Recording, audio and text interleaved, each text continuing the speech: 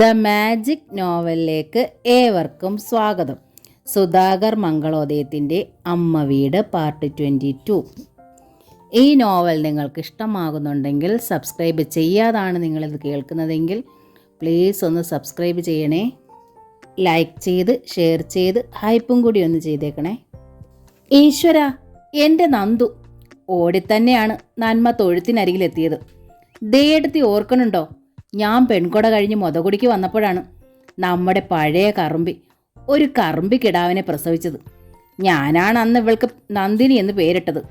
നോക്കൂ, ഇവൾക്ക് എന്നെ മനസ്സിലായി ദേട്ടത്തി. എന്നെ നോക്കണത് കണ്ടില്ലേ? ദാ ആ കൺകോണിൽ നനവ്. കറുമ്പിയുടെ കാര്യം പറഞ്ഞത് നിക്ക് വലിയ സങ്കടമായി മോളെ. ദേ കണ്ണു തുടച്ചു. സ്റ്റേറ്റ്സിൽ നിന്ന് രണ്ടാമത് ഡെലിവറി കഴിഞ്ഞ് അമ്മയെ കുട്ടിയെ കാണിക്കാൻ കൊണ്ടുവന്നപ്പോൾ കറുമ്പി പോയി എന്നറിഞ്ഞത്. വലുതാവേണ്ടതിരുന്നില്ലെന്നും ചിറ്റിലശ്ശേരി വിട്ട് എങ്ങും പോകേണ്ടിയിരുന്നില്ലെന്നും എനിക്ക് ആദ്യം തോന്നിയത് അപ്പോഴാ. നോക്കൂ നന്മ, അമ്മ ഈ വീട്ടിലുണ്ട്. ഇവർ അമ്മയെ ഒളിപ്പിച്ചു വെച്ചിരിക്കുക. ഇല്ലെങ്കിൽ നമ്മൾ വരുമെന്നറിഞ്ഞ് അമ്മ എവിടേക്കെങ്കിലും മാറി നിൽക്കുക. എന്നാലും നമ്മളെ കാണണ്ടാന്ന് വെക്കാൻ നമ്മുടെ അമ്മയ്ക്ക് കഴിയുമോ മോളെ? ഇല്ലോം വളപ്പും വിറ്റ് തിരുവനന്തപുരത്ത് ചെന്നപ്പോൾ ശ്രുതിയുടെ അമ്മയും അച്ഛനും നമ്മുടെ അമ്മയെ അത്ര സങ്കടപ്പെടുത്തിയിട്ടുണ്ടാവും. ഭൂമിയോളം ക്ഷമിക്കുന്ന ആളാണെങ്കിലും അഭിമാനിയാ നമ്മുടെ അമ്മ. അതറിയാലോ ഏട്ടത്തിക്ക്. അമ്മയുടെ മനസ്സ് മുറിപ്പെട്ടതിൻ്റെ ലക്ഷണങ്ങളാ നമ്മളിപ്പോൾ കാണുന്നത്. അമ്മ ഏതായാലും ശ്രുതിയെ വിളിച്ചിരുന്നല്ലോ. അതുകൊണ്ട് അമ്മയ്ക്ക് അപകടമൊന്നും പിടഞ്ഞിട്ടില്ലെന്ന് സമാധാനിക്കാം. എങ്ങനെ സമാധാനിക്കും? നന്മ ചോദിച്ചു. നമ്മളെ സമാധാനിപ്പിക്കാൻ ശ്രുതി കളവ് പറഞ്ഞതാണെങ്കിലോ? ശ്രുതിലയ എന്ന വീട്ടിൽ നമ്മൾ കണ്ട അഹങ്കാരിയായ അമ്മയുടെ മകൾ തന്നെയല്ലേ ശ്രുതി. ശ്രുതി അഭിനയിക്കുകയാണെങ്കിലോ? ദേയ്ക്ക് ഉത്തരമില്ലാതെയായി. അപ്പോഴാണ് വേണുമേനോന്റെ ഭാര്യയും പ്രേമചന്ദ്രന്റെ അമ്മയുമായ വിലാസിനി അമ്മ പിന്നിലെത്തിയത്. പൈക്കളെ കാണാൻ വന്നതാ രണ്ടാളും. ആ, നന്മ തലയാട്ടി. അമ്മയുടെ ജീവനായിരുന്നു ഇതുങ്ങള്. ഇല്ലോം വളപ്പും വിറ്റ് തിരുവനന്തപുരത്തിന് പോകുമ്പോൾ ടീച്ചർ ഞങ്ങൾക്ക് തന്നതാ ഇതുങ്ങളെ. അതിനു മുമ്പ് തന്നെ ഇവരെ എൻ്റെ ജീവനായിരുന്നു. പ്രേമന്റെ അച്ഛനാച്ച മക്കളോടെന്ന പോലെ സ്നേഹമാ. സ്നേഹിച്ച തിരിച്ചു സ്നേഹിക്കാൻ കഴിയണ രണ്ടെണ്ണമായി ഇതുങ്ങൾ. യശോദയുടെ പുതിയ പൈക്കിടാവിന് നിർമ്മല ഇട്ടിരിക്കുന്ന പേര് മണിയുന്ന. തിരുവനന്തപുരത്തിന് പോയ ശേഷം അമ്മ ഇവിടേക്ക് വന്നിട്ടേ ഇല്ലയോ? ഇല്ല. വിലാസിനി അമ്മയുടെ മുഖം മങ്ങി. നന്മക്കുട്ടി ഈ ചോദ്യം ഇപ്പോൾ മൂന്നാലാവർത്തി ചോദിച്ചുല്ലോ. എന്തേ, എന്നെ വിശ്വാസമില്ലേ? ആകാംക്ഷ കൊണ്ടാ വിലാസിനി ഏട്ടത്തി. നന്മയുടെ തൊണ്ടയിടറി. വിലാസിനി ഏട്ടത്തി എന്നാ വിളിക്കണതെങ്കിലും ഞങ്ങളുടെ അമ്മയുടെ സ്ഥാനത്ത് തന്നെയാ ഞങ്ങൾ നിങ്ങളെ കാണുന്നത്. വേണു മാമ അച്ഛയുടെ സ്ഥാനത്തും. ആ അടുപ്പത്തോടെ പറയുക. എത്ര അകലെയാണ് ഞങ്ങൾ താമസിക്കണത്. സുഖവാസത്തിന് പോയതൊന്നുമല്ല. ഈ നാട് തന്നെയാ ഞങ്ങൾക്കും ഇഷ്ടം. ദൈവം നിശ്ചയിച്ചത് മറ്റെവിടെയോ ഒക്കെ. പോകാതെ തരമുണ്ടോ? ജീവിക്കണ്ടേ എന്ന് വെച്ച് ഇവിടുത്തെ വേരുകളെല്ലാം ഞങ്ങൾ മുറിച്ചിട്ടില്ല. അമ്മയും ഉണ്ണിയെയും കാണാൻ വേണ്ടി മാത്രമാ ഞങ്ങൾ വന്നതും. ഉണ്ണിയെ കണ്ടു. അമ്മ എവിടാണെന്ന് അറിയില്ല എന്ന് വന്നാലുള്ള ഞങ്ങളുടെ സങ്കടം എന്താണെന്ന് ഒന്ന് ഓർത്തു നോക്കൂ. 60 കഴിഞ്ഞൊരു സ്ത്രീയാ അമ്മ. പ്രത്യേകിച്ച് അസുഖങ്ങളൊന്നും ഇല്ലേലും ആകെ ദുർബലയുമാ. എന്താ അമ്മയ്ക്ക് പറ്റിയെന്നറിയാതെ ഞങ്ങളുടെ നെഞ്ചിൽ തീയാ. മനസ്സിലാവണുണ്ട് കുട്ടിയെ എനിക്ക്. വിലാസിനി അമ്മ കണ്ണു തുടച്ചു. തിരുവനന്തപുരത്തിന് പോയ ശേഷം ഇങ്ങോട്ട് വന്നിട്ടില്ല എന്ന് നേര് തന്നെയാ. ഇവിടേക്ക് വരണമെന്ന് പറഞ്ഞ് ടീച്ചർ പറഞ്ഞ പ്രകാരം കൂട്ടിക്കൊണ്ടുവരാൻ പ്രേമൻ പോയതുമാ. ബസ്സിലെ തിരക്കിനിടയിൽ വെച്ച് സ്റ്റോപ്പ് തെറ്റി ടീച്ചർ എവിടെയോ ഇറങ്ങിയെന്നാ പ്രേമൻ പറയണത്. ഈശ്വര, ദേ നെഞ്ചിൽ കൈ ചേർത്തു. എന്ന് വെച്ച് ആപത്തൊന്നും പിടഞ്ഞിട്ടില്ല കേട്ടോ ടീച്ചർക്ക്. എവിടെയോ സുഖമായി കഴിയണുണ്ടത്രേ. എവിടെയാ? നന്മ തിരക്കി. അതൊക്കെ പ്രേമന്റെ അച്ഛൻ വരുമ്പോൾ പറയും. ഒരാപത്തും ടീച്ചർക്ക് സംഭവിച്ചിട്ടില്ല. സമാധാനിപ്പിക്കാൻ പറയണതല്ല ഞാൻ. ടീച്ചറെ കണ്ടെത്തേണ്ടത് ഞങ്ങളുടെ ആവശ്യമല്ലേ. രണ്ടാളും വെള്ളം പോലും കുടിച്ചിട്ടില്ലല്ലോ. വന്നിട്ട് അകത്തേക്ക് കയറിയിട്ടും ഇല്ല. നിങ്ങളുടെ അമ്മയുടെ സ്ഥാനത്താ വിളിക്കണത്. അകത്തേക്ക് വരൂന്നേ. നന്മ ദയെ ഒന്ന് നോക്കി. ദയ വിലാസിനി അമ്മയുടെ കൈ പിടിച്ചു. അതോടെ അവർ അകത്തേക്ക് നോക്കി വിളിച്ചു പറഞ്ഞു. കുട്ടികൾക്ക് കുടിക്കാൻ എന്തേലും എടുത്തോളൂ നിർമ്മലേ. പലഹാരമൊന്നും വേണ്ട, അത്താഴം കഴിക്കാലോ നേരത്തെ. മൂവരും അകത്തേക്ക് നീങ്ങി. രാത്രിയിലെ അവസാന ബസ്സിനാണ് വേണുമേനോൻ എത്തിയത്. അമ്മ എവിടെയാണ് വേണുമാമേ? കുടയും കക്ഷത്തിലെത്തി ഒതുക്കിറങ്ങി വരുന്നതെന്ന് ദയ ചോദിച്ചു. ഓർക്കാപ്പുറത്ത് അവരെ രണ്ടാളെയും കണ്ട് മേനോനൊന്നും വല്ലാതായി. പിന്നെ പതർച്ചയോടെ തിരക്കി. എപ്പോഴെത്തി രണ്ടാളും? സന്ധ്യാവാറായി. പറഞ്ഞത് വിലാസിനി അമ്മയാണ്. എങ്കിൽ മുഖവും കാലും ഒക്കെ ഒന്ന് കഴുകട്ടെ ഞാൻ, എന്നിട്ടെല്ലാം വിശദമായി അറിയിക്കാം. തിടുക്കമില്ല, നന്മ പറഞ്ഞു. അത്താഴം കഴിഞ്ഞ് പറഞ്ഞാലും മതി. പറയാനുള്ളത് മനസ്സിലെടുക്കാൻ വേണ്ടി അത്താഴം കഴിഞ്ഞിട്ട് തന്നെ ആവാമെന്ന് മേനോന് നിശ്ചയിച്ചു. സത്യസന്ധമായി തന്നെയാണ് എല്ലാം അറിയിച്ചത്. ഇതെല്ലാം എൻ്റെയോ മറ്റാരുടെയോ തീരുമാനമല്ല, എല്ലാം നിങ്ങളുടെ അമ്മയുടെ നിശ്ചയമാണ്. പ്രേമം വന്ന് പറഞ്ഞപ്പോൾ ആദ്യം എനിക്കും അല്പം നീരസവും ശുണ്ടിയൊക്കെ തോന്നി. സ്നേഹത്തിൻ്റെ നിറകുടമായൊരമ്മയായ ടീച്ചറെ ഞങ്ങൾ കണ്ടിരിക്കണത്. മകന് വേണ്ടി എല്ലാം ത്യജിക്കുകയും ചെയ്തു. എന്നാൽ സുഖമില്ലാതെ ആശുപത്രിയിൽ കിടക്കണ മകനെ കാണണ്ടെന്നുള്ള ആ തീരുമാനം കുറെ കടന്ന കൈയായി തന്നെ എനിക്ക് തോന്നി. എന്നാൽ വിലാസിനിക്കുട്ടി എന്നെ പറഞ്ഞു തരുത്തി. സ്വന്തം മകന്റെ ജീവന് വേണ്ടി ദൈവത്തിന് കാണിക്കയായി വെക്കാൻ വില പിടിച്ച ഒന്നുമില്ല ഇപ്പോൾ അവൻ്റെ കയ്യിൽ. ഉള്ളതെല്ലാം മക്കൾക്ക് നൽകിയില്ലേ. ചിറ്റിലശ്ശേരിയിൽ നിന്ന് പോയ ശേഷം പെൻഷൻ പോലും കിട്ടിയിട്ടില്ല എന്നാ അറിഞ്ഞത്. ഇപ്പോൾ ജീവിക്കണത് ഒരു സാധു ശാന്തിക്കാരൻ്റെ കരുണയിൽ. കഴുത്തിൽ കിടന്ന മാല പോലും യാത്രക്കിടയിൽ നഷ്ടമായി. പാവം എൻ്റെ അമ്മ ഏങ്ങലടിച്ച് കരയാൻ തുടങ്ങിയതയാ. ഇതിനായി എന്ത് തെറ്റു ചെയ്തു? അത് തെറ്റ് ചെയ്തിട്ടാണോ കുട്ടി? മേനോൻ ശാസിച്ചു. ജീവിതം നൽകണ എല്ലാ അനുഭവങ്ങളും നമ്മൾ താങ്ങിയല്ലേ പറ്റൂ. എന്നാലും ജീവിതത്തിൽ ഒരു തവണയെങ്കിലും ഞാൻ എന്ത് തെറ്റു ചെയ്തു എന്ന് വ്യസനിക്കാത്തവരില്ലാതാനും. ഏതായാലും എൻ്റെ കാഴ്ചപ്പാടിൽ ടീച്ചർ ഇപ്പോൾ ഒരു തെറ്റുകാരിയല്ല. മകനെ കാണണതും ആ കൂടെ ജീവിക്കണതുമാണ് അവരുടെ ഏറ്റവും വലിയ സന്തോഷം. മകൻ്റെ ജീവൻ തിരിച്ചു കിട്ടാൻ ആ സന്തോഷമാണ് ആ പാവം ദൈവത്തിനായി സമർപ്പിച്ചത്. മകൻ ഈ ഭൂമിയിൽ നിന്ന് ഇല്ലാതാവണതിലും സന്തോഷമല്ലേ അത്? അയാൾ എവിടെയെങ്കിലും സുഖമായി ജീവിച്ചിരിക്കണമെന്നുണ്ടെന്ന് അറിയുന്നത്. അമ്മയുടെ മനസ്സ് എനിക്ക് മനസ്സിലാവണുണ്ട്. നന്മ കണ്ണു തുടച്ചു. അമ്മയുടെ ജീവിതം എന്ന് വെച്ചാൽ ഞങ്ങൾ ഈ 3 മക്കൾക്ക് വേണ്ടിയുള്ള പ്രാർത്ഥന മാത്രമാണ്. ഈ അമ്മയുടെ മക്കളായി പിറന്നതിൽ ഞങ്ങൾക്ക് അഭിമാനമുണ്ട്. ഇനിയൊരു അതിശയം പറയട്ടെ ഞാൻ? മേനോൻ ചോദിച്ചു. പ്രശാന്ത് കോമയിലാണെന്ന് ടീച്ചർ അറിഞ്ഞ ദിവസം ഞാൻ ഡോക്ടർ ശ്രുതിയെ വിളിച്ചിരുന്നു. അന്ന് ആ കുട്ടി പൊട്ടി പിളർന്ന് കരയുകയായിരുന്നു. പ്രശാന്ത് പോയി എന്ന് തന്നെ ഞങ്ങളും വിചാരിച്ചു. വിലാസിനി അന്ന് അത്താഴം കഴിക്കാതെ കിടപ്പ് തന്നെയായിരുന്നു. ഉറക്കം വരും വരെ ഞാനാച്ച വിഷ്ണു സഹസ്രനാമവും ലളിത സഹസ്രനാമവും മാറി മാറി ഉരുവിട്ടോണ്ടിരുന്നു. പക്ഷെ അതൊന്നുമല്ല പിറ്റേന്നത്തേക്ക് അവൻ്റെ കണ്ണ് തുറപ്പിച്ചതും നാവിന് കരുതി നൽകിയതും ടീച്ചറുടെ പ്രാർത്ഥനയും ആ മഹാത്യാഗവുമായിരുന്നു. ശരിയാ വേണു മാമേ, ദേ സമ്മതിച്ചു. എന്ന് വെച്ച് അമ്മ ഇനി ഒരിക്കലും ഉണ്ണിയെ കാണില്ലാച്ച അത് രണ്ടുപേരും മരിക്കണതിന് സമമല്ലേ? എനിക്കറിയില്ലേ. മേനോൻ മുഖം കുടഞ്ഞു.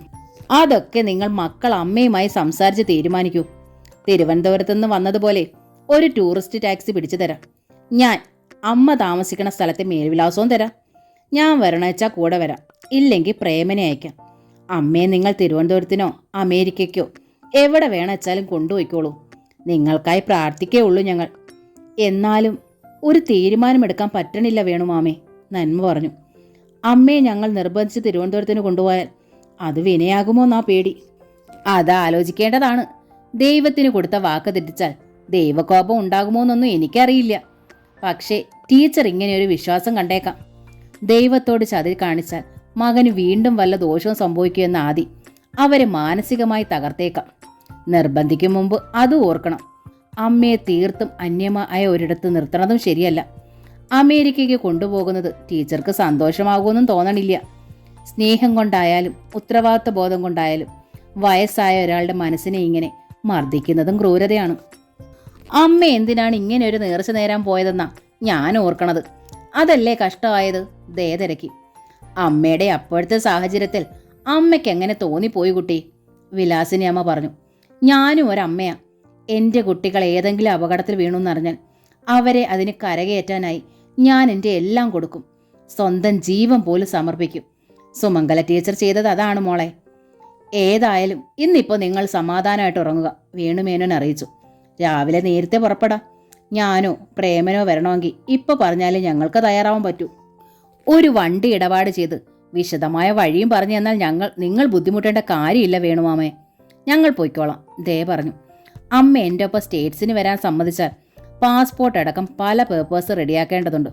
സഹായിക്കാൻ ആളുണ്ടെങ്കിലും ഓരോന്നിനും അതതിൻ്റെ മിനിമം സമയമെങ്കിലും വേണ്ടി വരുമല്ലോ. ആ നിലയ്ക്ക് അമ്മ ഒരു ഗ്രീൻ സിഗ്നൽ തന്നാൽ ഞങ്ങൾ പിന്നെ തിരക്കിലായിരിക്കും. എങ്കിൽ അങ്ങനെ തന്നെ, വേണുമേനോൻ സമ്മതിച്ചു. രാവിലെ പ്രാതൽ കഴിച്ചിട്ട് പോകാം, വിലാസിനി അമ്മ പറഞ്ഞു. ഉച്ചയൂണ് പാഴ്സലായി തന്നയക്കുകയും ചെയ്യാം. അതൊക്കെ ബുദ്ധിമുട്ടാവില്ലേ? എന്ത് ബുദ്ധിമുട്ട്? അതൊക്കെയല്ലേ ഞങ്ങൾക്ക് സന്തോഷം. വഴിയിൽ ഹോട്ടലുകളിൽ നിന്ന് ആഹാരം കഴിക്കുകയും വേണ്ടല്ലോ നിങ്ങൾക്ക്. ചെല്ലണ വിവരത്തിന് അമ്മയെ അറിയിക്കണോ? നന്മ ആരാഞ്ഞു. അതെന്തായാലും വേണ്ട. അമ്മയുടെ മനസ്സ് എങ്ങനെയാ പ്രതികരിക്കാന്ന് അറിയില്ലല്ലോ. പോരെങ്കിൽ ആ നമ്പർ ഔട്ട് ഓഫ് ഓർഡറുമാണ്, പ്രേമം പറഞ്ഞു. ആ ശാന്തിക്കാരനെ അറിയിക്കണോ? നമ്മൾ പെട്ടെന്ന് കയറി ചെന്നാൽ അദ്ദേഹത്തിന് വല്ല അനിഷ്ടവും തോന്നുമോ? ദേ തിരക്കി. ശാന്തിക്കാരനെന്ന് പറയുന്നുണ്ടെങ്കിലും എന്റെയും പ്രശാന്തിൻ്റെയും പ്രായം തന്നെ ഉള്ളൂ ദേവപ്പൂ, പ്രേമൻ അറിയിച്ചു. കാഴ്ചയ്ക്ക് പച്ച പാവവും 8-9 വയസ്സുള്ള പെൺകുട്ടിയുണ്ട്. നല്ല ഓമനയായൊരു കുട്ടി. അതിന് അമ്മയില്ല. സ്വന്തം എന്ന് പറയാൻ വേറെ ആരുമില്ല. ടീച്ചർ ചെന്നത് അതുങ്ങൾക്കൊരു തുണയായി. ആ നിലയ്ക്ക് വിളിച്ചോണ്ട് പോണത് അവർക്ക് ഇഷ്ടമില്ലാതാവുമോ? നന്മയ്ക്ക് വിഷമമായി. അവർക്ക് ഇഷ്ടമില്ലേലും നിങ്ങൾക്ക് കൊണ്ടുപോവാതെ പറ്റില്ലല്ലോ. അപ്പോൾ പിന്നെ ആ വശത്തേക്ക് ചിന്തിക്കേ വേണ്ട. അങ്ങനെ പറഞ്ഞിട്ട് എഴുന്നേറ്റ് ഉറങ്ങാൻ പോയി വേണുമേനോൻ. നിങ്ങൾ 3 മക്കൾക്കും വിരോധമില്ലാച്ച എനിക്കൊരു അഭിപ്രായമുണ്ട്. വിലാസിനെ അമ്മ പുഞ്ചിരി തൂങ്ങി. ടീച്ചർ ഇവിടെ താമസിച്ചോട്ടെന്നു. അതിനായിട്ട് ആഗ്രഹിച്ച തിരുവനന്തപുരത്ത് നിന്ന് പോകുന്നതും. ചിറ്റിലശ്ശേരി ദേശത്തോട് അത്ര സ്നേഹമാ ടീച്ചർക്ക്. ഇവിടെ മക്കളായി പ്രേമനും നിർമ്മലയുമുണ്ട്. ഒരു സഹോദരന്റെ സ്ഥാനത്ത് വേണുവേട്ടനും സഹോദരിയുടെ സ്ഥാനത്ത് ഞാനുമുണ്ട്. ഞങ്ങളെ ആശ്രയിച്ച് ജീവിക്കേണ്ട കാര്യവുമില്ല ടീച്ചർക്ക്. മാസാമാസം പെൻഷൻ വരണുണ്ടല്ലോ. സംഗീതം പഠിപ്പിക്കണ വെച്ചാൽ പഴയ ശിഷ്യരുമുണ്ട്. ഈ ഗ്രാമം മൊത്തം ടീച്ചറെ സ്നേഹിക്കുന്നുണ്ടെന്നറിയാലോ. ഇതിലും നല്ലൊരിടം ടീച്ചർക്ക് വേറെയില്ല. ദയോ നന്മയോ പക്ഷെ ഒരു മറുപടിയും പറഞ്ഞില്ല. ആദ്യം രാവിലെ തന്നെ ടാക്സി എത്തി. പ്രാതൽ കഴിഞ്ഞതും ബാഗുകളും തൂക്കി 2 ആളും കാറിൽ കയറി. ശ്രീകൃഷ്ണ ക്ഷേത്രത്തിലെ ശാന്തിക്കാരനായ നാരായണ പോറ്റിയുടെ മഠമെന്ന് പറഞ്ഞപ്പോൾ ബുദ്ധിമുട്ടില്ലാതെ സ്ഥലം കണ്ടെത്താനായി. വളരെ പഴകി ജീർണിച്ചൊരു 4 കെട്ടും മുന്നിലൊരു തുളസിത്തറയും. ദയനീയതയാണ് ആ വീടിൻ്റെ മുഖഭാഗം. ഗേറ്റിന് വെളിയിൽ അവർ ടാക്സി നിർത്തിയത്. പക്ഷെ ഗേറ്റിൻ്റെ ഓടാമ്പൽ ശബ്ദിച്ചിട്ടും വീടിനകത്ത് ഒരു ചലനവും ഉണ്ടായില്ല. നന്മ മുമ്പേ നടന്നു ചെന്നു പ്രധാന വാതിൽക്കൽ പിടിപ്പിച്ചിരിക്കുന്ന കോളിംഗ് ബെല്ലിൻ്റെ സ്വിച്ച് അമർത്തി. ആരും അകത്തില്ലെന്ന് തോന്നിപ്പിക്കുന്ന നിശബ്ദത. നമുക്ക് വീട് തെറ്റിയോ? നന്മ ഏട്ടത്തിയെ നോക്കി. അതോ ഇവിടെയും നമ്മുടെ അമ്മ ഇല്ലെന്നുണ്ടോ? ഇനി എങ്ങടാ നമ്മൾ പോവുക? ആ നിമിഷമാണ് 4 പാളികളായി തിരിച്ച പ്രധാന വാതിൽ തുറക്കപ്പെട്ടത്. അകത്ത് സുമംഗല ടീച്ചർ. അമ്മേ! ദേ ഓടി അകത്തേക്ക് ചെന്നു. അമ്മ എന്തിനാ ഇവിടെ താമസിക്കണത്? അമ്മയ്ക്ക് എന്തു പറ്റി? അമ്മയ്ക്ക് വേണമെച്ചാൽ ചിറ്റിലശ്ശേരിയിൽ വേണുമാമയുടെ വീട്ടിൽ താമസിക്കായിരുന്നല്ലോ. അമ്മ എന്താ ഒന്നും മിണ്ടാത്തേ? സ്വന്തം മക്കളെ ആ അമ്മയ്ക്ക് മനസ്സിലായില്ലേ? നന്മയും ദയയും ആ അരികിലെത്തി. ഞാനിവിടെ ഉണ്ടെന്ന് നിങ്ങൾക്കെങ്ങനെ മനസ്സിലായി മക്കളെ? അമ്പരപ്പിൽ ടീച്ചർ പെൺമക്കളെ 2 പേരെയും മാറി മാറി നോക്കി. വേണുമാമ ഞങ്ങളോട് പറയില്ലെന്ന് അമ്മ വിചാരിച്ചോ? നന്മ ചോദിച്ചു. അമ്മയേക്കാൾ അലിവുള്ള മനസ്സാ അദ്ദേഹത്തിൻ്റെത്. ആരെയും ഉപദ്രവിക്കേണ്ടെന്ന് വെച്ചത് അലിവുണ്ടായിട്ടല്ലേ കുട്ടി? സ്വന്തം മക്കളെ ഉപദ്രവിക്കാതെ അന്യരെ ഉപദ്രവിക്കുന്നതാണോ അലിവ്? ആകട്ടെ, ഈ വീട്ടിലുള്ളവരവിടെ പോയി? അവരോട് പറഞ്ഞിട്ട് ഞങ്ങൾ അമ്മയെ കൊണ്ടുപോവാം. ആദ്യം തിരുവനന്തപുരത്തിന് എൻ്റെ ഒപ്പം കൊണ്ടുപോകണതിലുള്ള പാസ്പോർട്ടും മറ്റ് ശരിയാകും വരെ ഉണ്ണിയോടൊപ്പം പാർക്കുക. അത് കഴിഞ്ഞ് സ്റ്റേറ്റ്സിന്. ഇതിന് മാറ്റമില്ല, ദേ അറിയിച്ചു. പെട്ടെന്ന് നെറുകയിൽ വലത് കൈ തലമർത്തി ടീച്ചർ. പിന്നെ കുഴഞ്ഞ് താഴേക്ക്. അമ്മേ! പെൺമക്കൾ 2 പേരും കൂടി അമ്മയെ താങ്ങി പിടിച്ചു. നന്മ ഓടിച്ചെന്ന് മുറ്റത്തെ ടാപ്പിൽ നിന്ന് അല്പം വെള്ളം കൈക്കുടന്നേൽ കൊണ്ടുവന്ന് ആ മുഖത്ത് തളിച്ചു. അമ്മേ! 2 പേരും മാറി മാറി വിളിച്ചു. 4-5 നിമിഷങ്ങളിലേക്ക് ടീച്ചറിൽ നിന്ന് യാതൊരു ചലനവും ഉണ്ടായില്ല. ദയയും നന്മയും ശരിക്കും പരിഭ്രാന്തരായി. അമ്മയെ താങ്ങിയെടുത്ത് നമ്മുടെ ടാക്സിയിൽ വല്ല ഹോസ്പിറ്റലിലും കൊണ്ടുപോയാലോ? നന്മ തിരക്കി. എങ്കിൽ ഗേറ്റ് തുറന്ന് കാർ അകത്തേക്ക് എടുപ്പിച്ചിടൂ, ദയ പറഞ്ഞു. ആ സമയത്താണ് ടീച്ചർ മിഴികൾ തുറന്നത്. അമ്മേ! എന്തു പറ്റിയമ്മേ? ദയ തിരക്കി. ചെറിയൊരു മയക്കമാ മോളെ, ക്ഷീണത്തോടെ ടീച്ചർ അറിയിച്ചു. മുമ്പ് ഒരു തവണ ഉണ്ടായി. ഹോസ്പിറ്റലിൽ പോകാമെന്ന് ഇവിടുത്തെ മോൻ പറഞ്ഞതാ. ഞാൻ സമ്മതിച്ചില്ല. അതെന്താ സമ്മതിക്കാഞ്ഞത്? അസുഖം വന്നാൽ ചികിത്സിക്കണ്ടേ? നന്മ ചോദിച്ചു. അസുഖമൊന്നും ഇല്ല കുട്ടി, വയസ്സായൻ്റെതാ. അമ്മയ്ക്കിനി സമാധാനമായി മരിക്കണമെന്നേ ഉള്ളൂ. അത്രയും വയസ്സൊന്നും ആയില്ല അമ്മയ്ക്ക്, ദേ പറഞ്ഞു. ഇപ്പം തന്നെ നമുക്ക് പോയി ഡോക്ടറെ കാണാം, അല്ലെങ്കിൽ തിരുവനന്തപുരത്ത് ചെന്നിട്ടാവാം.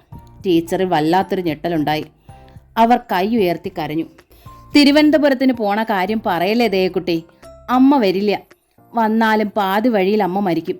ഞാനിനി എൻ്റെ ഉണ്ണിയെ കാണില്ല. ഭഗവാന് ഞാൻ വാക്ക് കൊടുത്തുപോയി. ആ വാക്കില എൻ്റെ ഉണ്ണിക്ക് ജീവൻ തിരിച്ചു കിട്ടിയത്. അമ്പരപ്പിൽ ദയയും നന്മയും പരസ്പരം നോക്കി. എങ്കിൽ അമ്മ അമേരിക്കയ്ക്ക് പോരൂ, നന്മ അറിയിച്ചു. സമാധാനമായി മരിക്കാൻ വിടും മക്കളെ, എനിക്കിനി എങ്ങടും വയ്യ, അത്ര ഞാൻ തളർന്നു. അപ്പോഴാണ് ഗേറ്റിൻ്റെ ശബ്ദം കേട്ടത്. ദയയും നന്മയും തിരിഞ്ഞു നോക്കുമ്പോൾ കയ്യിലൊരു ഓറ്റുരുളിയുമായി ഉണ്ണിയുടെ പ്രായത്തിൽ സുമുഖനായൊരു 35കാരൻ. നെറ്റിയിൽ ചന്ദനവര, കണ്ണുകളിൽ ആർദ്രത. ഉണ്ണിയുടെ ഓപ്പോളുമാരാണല്ലേ? അയാൾ അവരോട് തിരക്കി. അതെ, നന്മയാണ് പറഞ്ഞത്. ഞാൻ നാരായണൻ. ഓപ്പോളുമാർ അമ്മയെ കൊണ്ടുവരാൻ വന്നയാണോ? അതെ, ദേ പറഞ്ഞു. അല്ലാതെ അന്യ ഒരിടത്ത് ഞങ്ങളുടെ അമ്മയെ അഗതിയായി പാർപ്പിക്കേണ്ട കാര്യമില്ലല്ലോ. ഇത്രയും കാലം സംരക്ഷിച്ചതിൽ നിറഞ്ഞ നന്ദിയുണ്ട്. നന്ദി മാത്രമല്ല, നല്ലൊരു തുകയും തരാൻ കൊണ്ടുവന്നിട്ടുണ്ട് ഞങ്ങൾ. സന്തോഷമായി ഞങ്ങളുടെ അമ്മയെ വിട്ടു തരണം. സന്തോഷമായി വിട്ടു തന്നില്ലെങ്കിൽ ഞങ്ങൾ കൊണ്ടുപോകും, അറിയാലോ? നന്മ ചോദിച്ചു. വയസ്സുകാലത്ത് അമ്മയെ സംരക്ഷിക്കേണ്ട ചുമതല ഞങ്ങൾ മക്കൾക്കാ. നാരായണൻ അമ്മയെ നോക്കി. അവർ മുഖം പൊത്തിപ്പിടിച്ച നിലയിലിരിക്കുകയായിരുന്നു. അതോടെ അയാൾ ദയയുടെയും നന്മയുടെയും നേർക്ക് തിരിഞ്ഞു. 2 മുഖങ്ങൾ നിശ്ചയദാർഢ്യത്തിൽ മുറുകി തുടങ്ങിയിരുന്നു. കൊണ്ടുപോയിക്കോളൂ. നാരായണൻ്റെ കണ്ണുകൾ നിറഞ്ഞു. പക്ഷേ സംരക്ഷിച്ചതിന് തുക തരരുത്. ഈ അമ്മയെ ഇത്ര നാൾ എനിക്ക് തന്നതിൽ ഞാനപ്പോൾ ദൈവത്തിന് എത്ര തുക കൊടുക്കേണ്ടി വരും ഓപ്പോൾമാരെ? ഉത്തരമില്ലാതെ ദയയും നന്മയും ഒരു നിമിഷം പതറി നിന്നു. പിന്നെ അവർ പരസ്പരം നോക്കി. കുറച്ച് നാളായി ഞങ്ങളുടെ ഈ കൊച്ചു വീട് സ്വർഗമായിരുന്നു ഓപ്പോൾമാരെ. അമ്മ പോയി കഴിഞ്ഞാൽ എൻ്റെ മകൾ ഹൃദയം പൊട്ടിക്കരയും. ഞങ്ങൾ 2 ശപിക്കപ്പെട്ട ആത്മാക്കൾ കൂരിരുട്ടിലുമാവും. എന്നാലും അമ്മയെ കൊണ്ടുപോയിക്കോളൂ എന്നേ ഞാൻ പറയൂ. പക്ഷേ ഒരപേക്ഷയുണ്ട്. എന്തേ എന്ന ഭാവത്തിൽ നന്മ നാരായണനെ നോക്കി. കൊണ്ടുപോകുന്നതിലല്ല എൻ്റെ അഭിപ്രായം, എവിടേക്ക് കൊണ്ടുപോകുന്നു എന്നതിലാണ്. അമ്മയ്ക്കിഷ്ടമില്ലാത്ത, അമ്മയ്ക്ക് പ്രാണസങ്കടം അനുഭവപ്പെടുന്ന എവിടേക്കും ആകരുത് അമ്മയെ കൊണ്ടുപോണത്. ഇതിനർത്ഥം അമ്മയെ കൊണ്ടുപോകരുതെന്ന് തന്നെയല്ലേ? ദയ ചോദിച്ചു. അമ്മയ്ക്ക് ഈ ഭൂമിയിൽ ഏറ്റവും ഇഷ്ടം നിങ്ങളോടൊപ്പം ആവും. അങ്ങനെ പറയാൻ ഈ അമ്മ മടിക്കില്ല. ലോകത്തിലെ എല്ലാ അമ്മമാർക്കും വലുത് അവർ പെറ്റ മക്കളാണ്. പക്ഷെ ഞങ്ങളെ പ്രസവിച്ച അമ്മയ്ക്ക് സ്വന്തം മക്കളെ പോലെ തന്നെ വലുതാണ് അന്യമക്കളും. ചിലപ്പോൾ അന്യമക്കൾക്ക് അമ്മ ഒരു പണവിട സ്നേഹം കൂടി തൂക്കമിടും. അതല്ലേ ഒരു നല്ല അമ്മയുടെ ലക്ഷണം? നാരായണൻ ചോദിച്ചു. കാക്കയ്ക്കും പൂച്ചയ്ക്കും പട്ടിക്കും പെരിച്ചാഴിക്കുമെല്ലാം വലുത് തന്മക്കളാ. തന്മക്കൾ പൊന്മക്കളുമാ. പക്ഷെ അത് മൃഗീയതയല്ലേ ഓപ്പോളുമാരെ? ഹിംസ്രമൃഗങ്ങൾ അന്യമക്കളെ കൂടി കടിച്ചു കീറി സ്വന്തം മക്കളുടെ മുന്നിലേക്ക് ഇട്ടുകൊടുക്കും. അതിലെന്തു മാഹാത്മ്യം? അത്തരം മാതൃത്വത്തെ പാടിപ്പുകഴ്ത്തുന്നതിൽ എന്താ അർത്ഥം? പാടിപ്പുകഴ്ത്തേണ്ടത് നിങ്ങളുടെ അമ്മയല്ലേ? മക്കളുടെ പ്രായമുള്ളവരോട് മാത്രമല്ല, ആരോടും അലിയണ ഈ ഹൃദയമാ ഈ അമ്മയുടേത്. അതൊരു കുറ്റമായി ഓപ്പോളുമാർക്ക് തോന്നണുണ്ടെങ്കിൽ ക്ഷമിക്കണം കേട്ടോ ഓപ്പോളുമാരെന്ന് വിളിക്കണതിനും. എനിക്ക് ഉണ്ണിയുടെ പ്രായമാണെന്നാ അമ്മ പറയണത്. അതുകൊണ്ടാ ഉണ്ണി വിളിക്കും പോലെ വിളിച്ചത്. ഉണ്ണിയുടെ അടുത്ത പ്രായമുള്ള ആരെ കണ്ടാലും അമ്മയ്ക്ക് ഉണ്ണിയാ, നന്മ പറഞ്ഞു. അതും ഒരു നല്ല ലക്ഷണമല്ലേ? നാരായണൻ ചോദിച്ചു. ഉണ്ണിയോടുള്ള സ്നേഹം കൊണ്ടല്ലേ അങ്ങനെ തോന്നണത്? ഒരുത്തനെ തന്നെ നനച്ചിരുന്ന വരുന്നതെല്ലാം അവനെന്നും തോന്നുമെന്നൊരു ചൊല്ലില്ലേ? നയതയെ നന്മതയെ നോക്കി 2 പേര് നോക്കി നാരായണനെ മന്ദഹസിച്ചു. ഓപ്പോളുമാർ വന്ന വഴിയാണെന്ന് മനസ്സിലായി. 2 പേരും അകത്ത് വന്നിരിക്കെ. ഊണ് കഴിച്ച ശേഷം അമ്മയും കൊണ്ട് പോകാം. ഞങ്ങൾക്കുള്ള ലഞ്ച് പാഴ്സലായി വണ്ടിയിലുണ്ട്. മടങ്ങും വഴി ഞങ്ങൾ കഴിച്ചോളാം. പക്ഷേ അമ്മയൊന്നും കഴിച്ചില്ലല്ലോ. ടീച്ചറുടെ അരികിലെത്തി നാരായണൻ. അമ്മ വരൂ, എന്നിട്ട് ആഹാരം കഴിച്ച് വേഗം റെഡിയാവും. ചച്ചു സ്കൂൾ വിട്ട് വരും മുമ്പ് അമ്മ പോണതാണ് നല്ലത്. അവൾ വന്നാൽ പിന്നെ അമ്മയെ വിടില്ല. കരച്ചിലാവും, ബഹളമാവും. കുട്ടിയല്ലേ, അവൾക്ക് അവളുടെ സങ്കടം മാത്രമേ മനസ്സിലാവൂ. അവൾ കരയാൻ തുടങ്ങിയാൽ അമ്മയും തളരും. എനിക്കും സ്വാർത്ഥത വരും. അതൊന്നും വേണ്ടമ്മേ. അമ്മ ഉണ്ണിയെക്കുറിച്ച് തീരുമാനിച്ചത് തന്നെയാണ് അമ്മയെക്കുറിച്ച് എനിക്കും പറയാനുള്ളത്. എവിടെയായാലും അമ്മ സുഖമായിരിക്കണമെന്ന് അറിഞ്ഞാൽ മതി, എനിക്ക് കാണണമെന്നില്ല. ടീച്ചർ പക്ഷെ അനങ്ങുകയോ മുഖം മൂടിയിരുന്ന കൈകൾ വിടർത്തുകയോ ചെയ്തില്ല. കയ്യിലെ ഓട്ടൊരുളി ഇറയത്ത് വെച്ചിട്ട് നാരായണൻ മുഖം മൂടിയിരുന്ന ആ കൈകൾ പിടിച്ചു മാറ്റി. കണ്ണീരിൽ ആ മുഖം കുതിർന്നിരുന്നു. ഒരു ചെറിയ കുട്ടിയുടേതുപോലെ ആ ചുണ്ടുകൾ വിതുമ്പിക്കോടി. അമ്മ എന്താ ഇങ്ങനെ? അയാൾ ചോദിച്ചു. അമ്മയുടെ സ്വന്തം മക്കളല്ലേ ഈ വന്നിരിക്കുന്നത്. അമ്മയ്ക്ക് ദോഷമുണ്ടാവണ എന്തെങ്കിലും അവർ ചെയ്യുമോ? അമ്മയോടുള്ള സ്നേഹം കൊണ്ടല്ലേ അന്യരാജ്യങ്ങളിൽ നിന്ന് അമ്മയെ തേടി വന്നിരിക്കണത്. അന്യമക്കളെ സ്നേഹിക്കണത് നല്ലത് തന്നെ. എന്നാൽ സ്വന്തം മക്കളെ തള്ളിക്കളയണത് ക്രൂരതയാണ് കേട്ടോ. തള്ളിക്കളയല്ല മോനെ, ടീച്ചർ കരഞ്ഞു. അവരും എൻ്റെ പ്രാണന. പക്ഷേ തിരുവനന്തപുരത്തിന് പോകാൻ എനിക്ക് വയ്യ. ദൈവത്തിന് നൽകിയ വാക്ക് തെറ്റിച്ച എൻ്റെ ഉണ്ണിക്ക് എന്തെങ്കിലും സംഭവിക്കുമെന്ന് എനിക്ക് പേടിയാ. മോനെങ്കിലും എന്നെ മനസ്സിലാക്കുക. ഞങ്ങൾക്ക് അമ്മയെ മനസ്സിലാവാഞ്ഞല്ല, നന്മ ഇടയിൽ കയറി. തിരുവനന്തപുരത്തിന് പോകാൻ വയ്യെങ്കിൽ ദേവടത്തിയോടൊപ്പം സ്റ്റേറ്റ്സിന് പോയിക്കൂടെ അമ്മയ്ക്ക്? അതും ഒരു പറിച്ചുനാടിയിലല്ലേ മോളെ? ഇടയ്ക്കിടെ ഓരോ സ്ഥലത്ത് നിന്ന് മനസ്സ് പറിച്ചെടുക്കുമ്പോൾ അമ്മയ്ക്ക് താങ്ങാൻ കഴിയാത്ത നൊമ്പരോ. അതുകൊണ്ടാ ഇടയ്ക്കിടെ മയക്കം വരണത്. അല്ലാതെ അമ്മയ്ക്ക് അസുഖമൊന്നും ഉണ്ടായിട്ടല്ല. എങ്കിൽ അമ്മയ്ക്ക് ചിറ്റിലശ്ശേരിയിൽ വേണുമാമയുടെ അടുത്ത് തങ്ങിക്കൂടെ? അമ്മയ്ക്ക് ഏറ്റവും പ്രിയപ്പെട്ടവരല്ലേ അവര്. പ്രേമനെ ഉണ്ണിയെ പോലെ ഇഷ്ടമാണല്ലോ അമ്മയ്ക്ക്. ചിറ്റിലശ്ശേരിയിലാണെങ്കിൽ ഒരു വീട് മാത്രമല്ല, ഒരു ഗ്രാമം മൊത്തം അമ്മയ്ക്ക് സ്വന്തമാണല്ലോ. അമ്മയെ സ്നേഹിക്കുന്ന എത്രയോ കുടുംബങ്ങളുണ്ട് അവിടെ. എൻ്റെ മൂത്ത മോൾക്കിടാൻ കണ്ടുപിടിച്ച പേരല്ലേ അമ്മ ശിഷ്യായ സാരമതി കിട്ടത്. പേരക്കുട്ടിയുടെ സ്ഥാനത്ത് അമ്മയ്ക്ക് അവളെ കാണാലോ. അമ്മയെ ശുശ്രൂഷിക്കാൻ പരിചയസമ്പന്നരായ ശീലാവതി അവിടെ ഉണ്ടാകുമല്ലോ. മാസാമാസം ഞങ്ങൾ വേണ്ടതിലധികം പണവും അയച്ചു തന്നോളാം. ഈ ശാന്തിക്കാരൻ പക്ഷേ പണമൊന്നും വാങ്ങില്ലല്ലോ. അപ്പോൾ ഞങ്ങൾ എങ്ങനെ ഞങ്ങളുടെ കടമകൾ തീർക്കും? മറുപടിക്കായി ദയ അമ്മയെ ഉറ്റുനോക്കി. നാരായണന്റെ ചുണ്ടിലൂടെ ഒരു പരിഹാസച്ചിരി കടന്നുപോയി. കുട്ടി പറഞ്ഞതൊക്കെ ശരിയാ, ടീച്ചർ സമ്മതിച്ചു. പക്ഷേ ഈ വീടിപ്പോൾ എനിക്ക് ചിറ്റിലശ്ശേരിയിലെ 16 കെട്ട് പോലെ തന്നെ പ്രിയപ്പെട്ടതായിരിക്കണം മോളെ. ആ വീട് വിട്ടു പോവേണ്ടി വന്നതുകൊണ്ടാണ് ചെന്ന് ചേരുന്നിടത്തെല്ലാം ഞാൻ മനഃപൂർവ്വം സ്നേഹിച്ചു തുടങ്ങിയത്.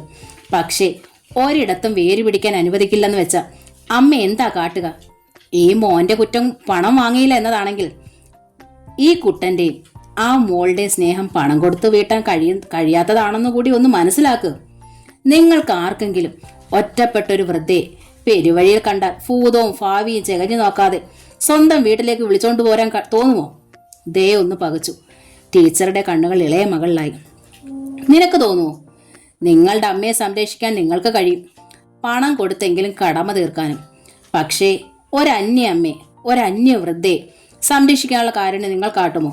തുറന്ന് പറയണം മോളെ. നന്മയുടെ മുഖം കുനിഞ്ഞു. എനിക്കറിയാം. കണ്ണീരിൽ ടീച്ചർ പുഞ്ചിരിച്ചു. നിങ്ങൾക്ക് കഴിയില്ല.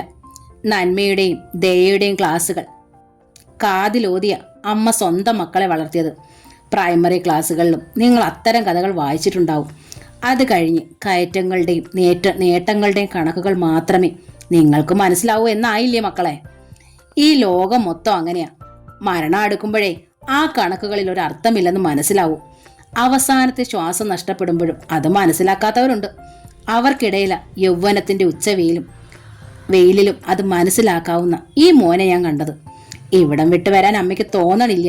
നിർബന്ധം പിടിച്ചാൽ അമേരിക്കയ്ക്ക് അമ്മയ്ക്ക് വന്നു എന്ന് വരാം. പക്ഷേ യാത്രയിൽ അമ്മയുടെ പ്രാണം പറന്നുപോയാൽ നിങ്ങൾ അമ്മയെ കുറ്റപ്പെടുത്തരുത്. നന്മ ദയെ നോക്കി. ദയ തിരിച്ചു. കണ്ണു തുടച്ച് ടീച്ചർ എഴുന്നേറ്റു. അമ്മയ്ക്ക് പറയാനുള്ളത് തീർന്നു. ഇനി നിങ്ങൾക്ക് പറയാനുള്ളത് ഞാൻ അനുസരിക്കാം. അതിനു മുമ്പ് അകത്ത് വന്ന് അമ്മ തരുന്ന ഓരോ ഉരുള ചോറുണ്ണണം. കാറിലെ പാഴ്സൽ അത് കഴിഞ്ഞ് കഴിക്കാലോ. അമ്മ ഉണ്ടാക്കിയ ചോറും കറികളൊന്നും അല്ല. അമ്മയെ എടുത്താതിരിക്കാൻ അമ്മ ഉണരും മുമ്പ് 4-ന് എണീറ്റ് കുളിച്ച് ഈ മോനുണ്ടാക്കിയ ആഹാരം. പാലാഴിയിൽ നിന്നും കിട്ടിയ അമൃതിനേക്കാൾ മൂല്യമുണ്ട് മക്കളെ ഇതിന്. വരൂ, അകത്തേക്ക് പോകാം. പെട്ടെന്നൊരു പൊട്ടിക്കരച്ചിലൂടെ ദേ അമ്മയുടെ നെഞ്ചിലേക്ക് വീണു. പൊറുക്കമ്മേ, അമ്മയുടെ വലിയ മനസ്സ് കാണാൻ ഞങ്ങൾക്ക് കഴിഞ്ഞില്ല. നന്മയും വരൂ. ടീച്ചർ ഇളയ മകളുടെ കൈ പിടിച്ചു. അമ്മ നിങ്ങൾ 2 പേർക്കും വാരിത്തരാം. എന്നിട്ട് കൂടെ വരണമെങ്കിൽ വരാം. അമ്മയെ ഇവിടെ വിട്ടിട്ട് പോകാൻ നിങ്ങൾ മനസ്സ് കാണിച്ചാൽ ആ പുണ്യം നിങ്ങളുടെ മക്കളെ ആശ്ലേഷിക്കും. ഇനിയെല്ലാം നിങ്ങളുടെ തീരുമാനം. നന്മയും ദയയും അമ്മയോടൊപ്പം അകത്തേക്ക് നടന്നു. ഒരു വെള്ളി മൊന്തയിൽ പാൽപ്പായസം കൊണ്ടുവന്ന് നാരായണ മേശപ്പുറത്ത് വെച്ചു. ഞാൻ പൂജിക്കണ കൃഷ്ണന്റെ നിവേദിയ. അല്പേശയെങ്കിലും ഓപ്പോളുമാര് കഴിക്കണം. ടീച്ചർ ഉരുളയുരുട്ടി മക്കൾ 2 പേർക്കും കൊടുത്തു. ഇപ്പോൾ അമ്മയെ പിരിയാൻ ഒന്നുകൂടി വിഷമമായി. നന്മ കരഞ്ഞു. പിരിയണതെന്തിന്? നിങ്ങൾ വിളിച്ചാൽ അമ്മ വരുമല്ലോ. മകളുടെ കണ്ണ് തുടച്ചു കൊടുത്തു ടീച്ചർ. പിന്നെ നാരായണനോട് പറഞ്ഞു, മോനെ, ആ ഡ്രൈവറെ കൂടി ഊണ് കഴിക്കാൻ വിളിച്ചോളൂ. ഉച്ച നേരത്ത് അത് വിശന്നിരിക്കാവും. നമ്മുടെ ഭക്ഷണമൊന്നും അയാൾക്ക് പിടിക്കില്ലമ്മേ. ദേ തടഞ്ഞു. ഏതെങ്കിലും ഹോട്ടലിൽ നിന്ന് ഊണ് കഴിച്ചോളാൻ പറഞ്ഞു. പണം കൊടുത്തിട്ടാ ഞങ്ങൾ പോകുന്നത്. മാത്രമല്ല, ഞങ്ങൾ ഇന്ന് ഒരു ദിവസം അമ്മയോടൊപ്പം താമസിക്കാൻ തീരുമാനിച്ചു. അതുകൊണ്ട് ഡ്രൈവറോട് വണ്ടി കൊണ്ടുപോയിക്കോളാൻ പറഞ്ഞാലോ എന്ന് ആലോചിക്കുക. നാരായണ നാളെ ഞങ്ങൾക്ക് വേറൊരു വണ്ടി ഏർപ്പാടാക്കി തന്നാൽ മതി. അതിനൊന്നും ഒരു ബുദ്ധിമുട്ടും ഇല്ല, നാരായണൻ പറഞ്ഞു. പക്ഷേ എൻ്റെ മകൾ വന്നു കഴിഞ്ഞാൽ പിന്നെ അമ്മയെ കൊണ്ടുപോകാൻ ബുദ്ധിമുട്ടാവും. ചില നേരത്തെ ഞാൻ പറഞ്ഞാൽ പോലും അവൾ അനുസരിക്കില്ല. അപ്പാമ്മയെന്ന് പറഞ്ഞാൽ അവൾക്ക് അത്രയ്ക്ക് ജീവന.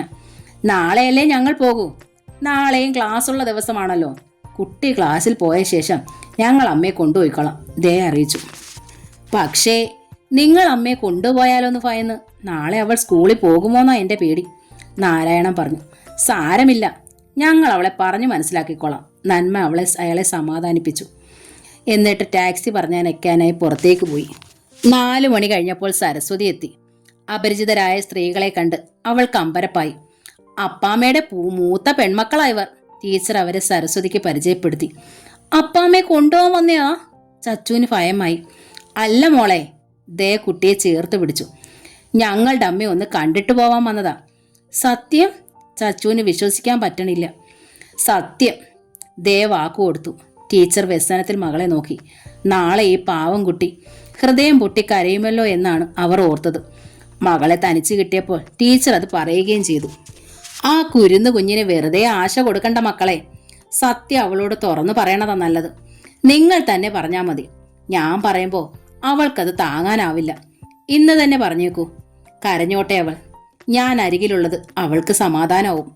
നാളെ പോകാറാവുമ്പോഴേക്കും ദൈവം അവളുടെ മനസ്സിന് അല്പം കരുത്തു കൊടുക്കും. അതിനു പകരം പെട്ടെന്ന് പറഞ്ഞാൽ പാവം കുട്ടി. ഇല്ലമ്മേ, അതിൻ്റെ മുഖത്ത് നോക്കി ഞങ്ങൾക്കങ്ങനെ പറയാൻ വയ്യ. എങ്കിൽ ഇന്ന് തന്നെ എന്നെ കൊണ്ടുപോകുന്നതായിരിക്കും ഉചിതം. ഒരു ദിവസം കൂടി ആ കുട്ടി സന്തോഷിച്ചോട്ടെന്ന് കരുതിയ അമ്മേ, ദേ പറഞ്ഞു. ആ സന്തോഷം സങ്കടത്തെ അധികമാക്കും മോളെ. സാരമില്ല, ഞാൻ തന്നെ അവളോട് പറഞ്ഞോളാം. ആ പാപം കൂടി എൻ്റെ തലയിലായിക്കോട്ടെ. നന്മ പെട്ടെന്ന് ചുണ്ട് കടിച്ചമർത്തി കണ്ണു തുടച്ചു. ഏതുക്കുട്ടനെയും ലയമോളെയും പിരിഞ്ഞു പോന്നപ്പോൾ അമ്മയ്ക്ക് സങ്കടം ഉണ്ടായില്ലേ? ദേ ചോദിച്ചു. ഉണ്ടായി, ടീച്ചർ നെടുവീർപ്പയച്ചു. ആദ്യത്തെ സങ്കടം പെൺകൊട നടത്തി നിന്നെ അയച്ചപ്പോഴായിരുന്നു. നീ അമേരിക്കയ്ക്ക് പോയ അന്ന് രാത്രി ഞാൻ ഉറങ്ങിയില്ല. ദേഹം മുഴുവൻ സൂചികൾ ഇറക്കണ വേദനയായിരുന്നു. പിന്നെ നന്മ പോയപ്പോൾ. പക്ഷെ നിങ്ങൾ രണ്ടുപേരും മടങ്ങി വരുമെന്ന പ്രതീക്ഷ അമ്മയ്ക്കുണ്ടായിരുന്നു. എന്നാൽ നിങ്ങളുടെ അച്ഛ പോയപ്പോൾ അത് ജീവിച്ചില്ലേ അമ്മ അതിനെ? അതൊക്കെ അമ്മയുടെ സങ്കടമായിരുന്നു. എന്നോടല്ലേ ഓരോരുത്തരും യാത്ര പറഞ്ഞത്. നമ്മൾ യാത്ര പറയുമ്പോൾ മറ്റുള്ളവർക്കുണ്ടാകുന്ന സങ്കടമാ അതിലും വലുത്. ഏതുക്കുട്ടനെയും ലയക്കുട്ടിയെ ഞാൻ സങ്കടപ്പെടുത്തിയത് അവർക്ക് വേണ്ടിയായിരുന്നു, ആ കുടുംബത്തിന്റെ ഐക്യത്തിന് വേണ്ടി. പക്ഷേ ഈ കുരുന്നു കുഞ്ഞിനെ ഞാൻ കരയിക്കണത് ആർക്ക് വേണ്ടിയാ? വർഷങ്ങളായി എന്നെ പിരിഞ്ഞു നിൽക്കണ നിങ്ങൾക്ക് വേണ്ടിയോ? ദയയുടെയും നെന്മയുടെയും മുഖങ്ങൾ ഒരേ നിമിഷമാണ് താണത്. രാത്രി അത്താഴം കഴിഞ്ഞ് ടീച്ചറും പെൺമക്കളും ഒരേ മുറിയിലാണ് കിടന്നത്. ടീച്ചറോടൊപ്പം ചച്ചുവും ഉണ്ടായിരുന്നു. അവളെ ചേർത്ത് പിടിച്ച് കൊണ്ട് ടീച്ചർ പറഞ്ഞു, നാളെ രാത്രി ഉറങ്ങാൻ ചച്ചുവിനോടൊപ്പം അപ്പാമ്മ ഉണ്ടാവില്ല കേട്ടോ. നുണച്ചി. ടീച്ചറുടെ വയറ്റിൽ ചച്ചു മൃദുവായി നുള്ളി. എന്നെ പേടിപ്പിക്കാൻ നുണ പറയാണെന്ന് എനിക്കറിയാം. പോണച്ച പൊയ്ക്കോ, എനിക്കൊരു സങ്കടവും ഇല്ല. പക്ഷേ ഞാനും ഒപ്പം ഉണ്ടാവും. അപ്പം ചച്ചുവിൻ്റെ അപ്പൻ ആരാ തുണ? അപ്പനും അപ്പാമ്മയോടൊപ്പം വരും. അപ്പോളോ? ഓരോ സ്ഥലത്തും ഹൃദയം ഒട്ടിച്ചു വെക്കാനും കുറെ കഴിയുമ്പോൾ പാതി ഹൃദയം കീറിയെടുത്തുകൊണ്ട് മറ്റൊരിടത്തേക്ക് പോവാനുമാ അപ്പാമ്മയുടെ വിധി. എന്ന് നെഞ്ചിനകത്ത് ചോര ഒലിപ്പിച്ചുകൊണ്ട് നടക്കുന്നൊരു വൃദ്ധയാ അപ്പാമ്മ. അമേരിക്കയിലോ മറ്റോ കിടന്ന അപ്പാമ്മ മരിക്കും. അതുകൊണ്ട് നാളെ മുതൽ ചച്ചു അപ്പാമ്മയെ മറന്നേക്കണം. അപ്പനെ സങ്കടപ്പെടുത്താതെ നല്ല കുട്ടിയായി ജീവിക്കണം. ഇല്ല. ചച്ചുവിൻ്റെ ഭാവം മാറി. കിടക്കയിൽ അവൾ പിടഞ്ഞെഴുന്നേറ്റു. എന്നിട്ട് ആൻറ്റിമാർ അങ്ങനെ അല്ലല്ലോ പറഞ്ഞത്. അരികിലെ കട്ടിലുകളിൽ കിടക്കുന്ന ദയയും നന്മയും ചച്ചു നോക്കി. നിന്നെ സങ്കടപ്പെടുത്താൻ കഴിയാത്തത് കൊണ്ടാ മോളോ അവരങ്ങനെ പറഞ്ഞത്. ഞാൻ സമ്മതിക്കില്ല. അവൾ വീണ്ടും കിടക്കയിലേക്ക് വീണു. അപ്പാമ്മ പോവല്ലേ, അപ്പാമ്മ പോവല്ലേ. അപ്പാമ്മ പോയ ചച്ചു ചാവൂട്ടോ. ഞാൻ എങ്ങോട്ടെങ്കിലും പോവൂട്ടോ. ദയയും നന്മയും ഉറങ്ങിയിരുന്നില്ല. ജനാല വഴി കടന്നു വന്ന നിലാവെട്ടത്താൽ അവർക്ക് പരസ്പരം കാണാമായിരുന്നു. ദയയുടെ കൺതടത്തിലെ കണ്ണുനീർ ഒരു രത്നക്കല്ല് പോലെ പ്രകാശിക്കുന്ന നന്മ കണ്ടു. അവൾ ഏട്ടത്തിയെ കെട്ടിപ്പിടിച്ചു. മകളുടെ കരച്ചിൽ പുറത്തെ മുറിയിൽ നിന്ന് നാരായണൻ കേട്ടു. അമ്മയെ പെൺമക്കൾ കൊണ്ടുപോവുകയാണെന്നും ആ സത്യം ചച്ചു തിരിച്ചറിഞ്ഞെന്നും അയാൾക്ക് വ്യക്തമായി. ആ നെഞ്ച് വിങ്ങിക്കഴിച്ചു. എങ്കിലും അവൾ കരയട്ടെ എന്ന് തന്നെ നാരായണൻ തീരുമാനിച്ചു. കരഞ്ഞു ഉറങ്ങട്ടെ. സങ്കടങ്ങൾ നെഞ്ചിലൊതുക്കാൻ പരിശീലിക്കട്ടെ. ഒരു നാൾ അപ്പം കൂടി പിരിഞ്ഞു പോകുമ്പോൾ ആ സങ്കടം താങ്ങാനും പ്രാപ്തിയായേ പറ്റൂ. അപ്പാമ്മ പോവല്ലേ എന്ന വിലാപം നേർത്ത് ലോപിച്ച് ഒരേങ്ങലായി പരിണമിക്കുന്നതെന്ന് ടീച്ചർ അറിയുന്നുണ്ടായിരുന്നു. നെഞ്ചോട് ഒട്ടിക്കിടക്കുകയാണ് പാവം കുഞ്ഞ്. ഒടുവിൽ ആ ഏങ്ങൽ നേർത്തില്ലാതെയായി. ആ നെറുകയിൽ അമർത്തി വെച്ചിരുന്ന സ്വന്തം മുഖം ടീച്ചർ നിവർന്നു. കണ്ണാ, അവർ നിശബ്ദ യാചിച്ചു. ഈ കുഞ്ഞു മനസ്സിനെ താങ്ങണേ. ഉറങ്ങാതെ തന്നെ 4:30 അലാറം അടിച്ചപ്പോൾ ടീച്ചർ കിടക്ക വിട്ട് എഴുന്നേറ്റു. അപ്പോഴേക്കും നാരായണൻ വീട്ടുജോലികൾ ആരംഭിച്ചു കഴിഞ്ഞിരുന്നു. ദയയും നന്മയും 6-നാണ് എഴുന്നേറ്റത്. നാരായണൻ ക്ഷേത്രത്തിൽ പോയില്ലേ? ദേ തിരക്കി. നിങ്ങളെ യാത്ര അയക്കാതെ ഞാൻ പോണത് ശരിയല്ലല്ലോ. ടാക്സി ഏർപ്പാടാക്കണ്ടേ? അതുകൊണ്ട് അത്താഴ പൂജ കഴിഞ്ഞ് ഞാൻ പോയൊരു പകരക്കാരനെ ഏർപ്പാടാക്കിയിട്ടുണ്ട്. എപ്പോഴാ ഓപ്പോൾമാരുടെ യാത്ര? രാവിലെ തന്നെ പോയേക്കാം, 8 മണിക്ക് മുന്നേ. വണ്ടി ഏർപ്പാടാക്കിക്കോളൂ. ഞങ്ങൾ പോയാൽ നാരായണന് ക്ഷേത്രത്തിൽ പോകാലോ, ചച്ചുവിന് സ്കൂളിലും, നന്മ പറഞ്ഞു. 2 പേരും തിടുക്കത്തിൽ കുളിച്ച് റെഡിയായി. അപ്പോഴേക്കും ടാക്സിയുമായി നാരായണൻ ഗേറ്റിലെത്തി. ദയയും നന്മയും തങ്ങളുടെ ബാഗുകൾ കൊണ്ടുവന്ന് തിണ്ണയിൽ വെച്ചു. ചച്ചു ഉണരും മുമ്പേ പൊയ്ക്കോളൂ അമ്മേ, നാരായണൻ അറിയിച്ചു. കരഞ്ഞുറങ്ങിയത് കൊണ്ടാ ഉണരാൻ വൈകണത്. ഉണർന്നാൽ അവൾ അമ്മയെ വിടില്ല. സുധാകർ മംഗളോദയത്തിൻ്റെ അമ്മ വീട് എന്ന നോവലിൻ്റെ ഈ ഭാഗം ഇവിടെ പൂർണ്ണമാവുകയാണ്. അടുത്ത ഭാഗം ഉടൻ തന്നെ അപ്ലോഡ് ചെയ്യുന്നതായിരിക്കും.